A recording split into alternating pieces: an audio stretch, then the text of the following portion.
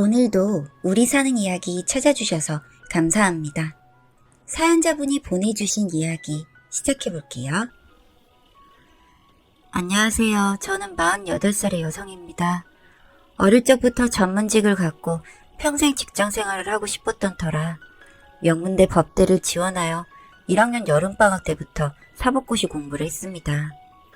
졸업하기 전에 고시 합격이 목표였기 때문에 전 아침에 일어나서 세수만 하면 바로 중앙도서관에 가서 공부를 하다가 학식을 먹고 집에 가기 전까지 빵 하나만 먹으며 계속 책과 씨름을 했습니다.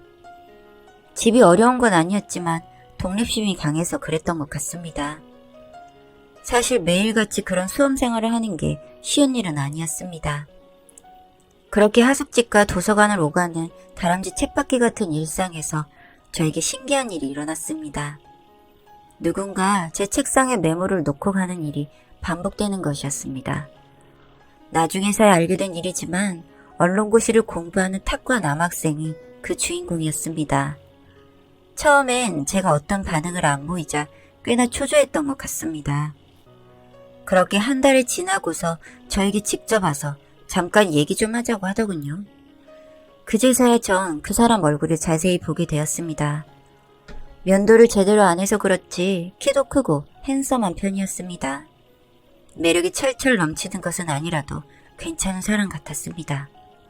저와 그 사람은 중앙도서관 매점에서 자판기 커피를 마시며 이야기를 나눴습니다. 그 남자는 저를 얼마 전부터 눈여겨봤다면서 이야기를 시작하더니 저와 사귀고 싶다는 겁니다. 참 단도직입적이란 생각을 했고 그 자리에서 대답을 해줄 수가 없어서 망설였습니다. 이런 일은 처음이라 당황스럽다면서 나중에 답을 주겠다고 다음을 기약하고 일어섰습니다. 말은 그렇게 했지만 마음속으로는 나름 기쁘기도 하고 설레기도 했습니다. 이런 이야기를 과 친구들과는 별로 친하지 않아서 말을 못했고 고교 동창들과 얘기를 나눠봤는데 특별하게 싫은 게 아니라며 같이 공부하는 동료로서 만나는 건 문제없지 않겠냐며 적극 권하는 겁니다. 전 그제서야 결심이 섰고 그 남자에게 만나보자고 말했습니다. 그렇게 며칠 후부터 그와 저는 같이 밥을 먹고 차를 마시는 친밀한 관계가 되었습니다. 전 이성교제는 처음이라 의외로 쉽게 빠져들었고 남친은 저를 공부에 방해되지 않도록 철저하게 배려하는 태도가 진심에서 우러난 것이라 고마움이 더했습니다. 집안도 여유가 있어서 저처럼 하숙을 하는 게 아니라 원룸을 전세로 얻어 살았기 때문에 출입도 나름 자유로웠습니다. 말이 원룸이지 평수도 큰 편이라 제가 예쁘게 이것저것 집을 꾸며주기도 하고 필요한 소소한 것들을 챙겨주었더니 너무 고맙다면서 맛있는 저녁을 차려주더라고요. 하숙을 하면서 항상 엄마 밥이 그리웠는데 지금 생각하면 웃기지만 그 밥상에서 저는 엄마의 밥상을 받은 것 같은 기분이었습니다. 된장찌개에 제육볶음으로 차린 어쩌면 별거 아닌 상차림일 수 있는데 저에게는 남다르게 느껴지더라고요. 그렇게 시간은 흘러서 1년이 다 되어갔고 그동안 저희는 연애도 하면서 공부도 놓치지 않고 열심히 했습니다. 그러는 중에 드디어 방송국 신문사 공채 공고가 나면서 남친은 마지막 스퍼트를 올려가며 그동안의 수험생활을 총정리하고 있었습니다. 그리고 꼼꼼히 원서를 접수하고 최종 면접까지 본 날 저희는 둘만의 시간을 가지며 조촐하게 파티를 했습니다. 케이크에 초 하나만 꽂고 맥주를 마시면서 합격 기원 파티를 했죠. 저는 내년에 첫 시험을 치를 준비를 했기 때문에 남친을 먼저 격려하고 진심으로 응원해 주었습니다. 그리고 그날 술이 과했던 탓인지 저와 남친은 처음으로 관계를 가졌습니다. 어차피 미래를 약속했기 때문에 서로 인정하는 분위기였고 어떤 일이 생겨도 저를 책임지겠다고 굳게 다짐을 하더군요. 그리고 저는 그를 믿었습니다. 시간은 흘러 합격자 발표가 났고 남친은 PD로 최종 합격을 했습니다. 저희는 너무나 기뻐서 눈물까지 흘려가며 처음으로 5성급 호텔을 잡아서 밤새도록 술을 마시고 영화를 보면서 축제를 벌였습니다. 그런데 바보같이 저는 눈치를 채지 못했습니다. 제 몸에 일어나는 변화들에 대해서 말이죠. 그렇게 남친은 합격하자마자 바쁜 시간을 보냈고 졸업식 날 저를 부모님께 소개해준다며 기다리라는 말까지 했습니다. 그렇게 전 기다렸는데 정작 저희 대학 졸업식 날 그에게는 연락이 없었고 전 하숙집에서 밤새 뜬 눈으로 시간을 보냈습니다. 그날부터 속이 메스꺼렸고 계속 몸이 안 좋아서 도서관을 갈 수가 없었죠. 처음엔 배탈이 난 줄 알았습니다. 참고 참다가 교내에 있는 부속병원을 찾았습니다. 처음엔 내과로 갔죠. 몇 가지 검사를 하더니 저더러 임신을 하는 겁니다. 그것도 3개월이라는데 생각해보니 생리를 3달 동안 안 했었는데 전 그걸 단순한 생리불순일 거라며 넘어갔던 게 기억났습니다. 워낙 공부하느라 극한으로 몰아갔던 터라 더 그렇게 생각했던 거였어요. 상황은 이렇게 돌아가고 있는데 남친은 연락이 안 되고 마지막으로 찾아가 본 원룸은 이미 방을 뺀 상태더군요. 전 그제서야 제가 처절하게 버림받았다는 것을 알게 되었습니다. 전화로 상황 설명을 하고 다시 생각해보자 이런 구구절절한 사연을 알리기엔 제 자존심이 허락지 않았습니다.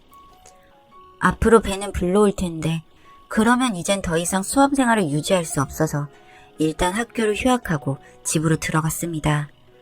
그리고 부모님께 알리기엔 사안이 너무 심각해서 고민하다가 수술을 하기로 결정했습니다.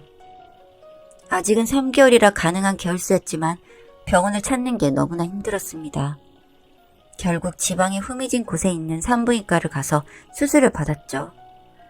집에 와서는 몸이 아프다면서 1달 동안은 쉬었습니다. 맞벌이 하시는 부모님이라 몰래 미역국을 손수 끓여서 먹고 모아둔 돈으로 보약도 지어 먹었습니다. 그리고 저는 정말 분했습니다.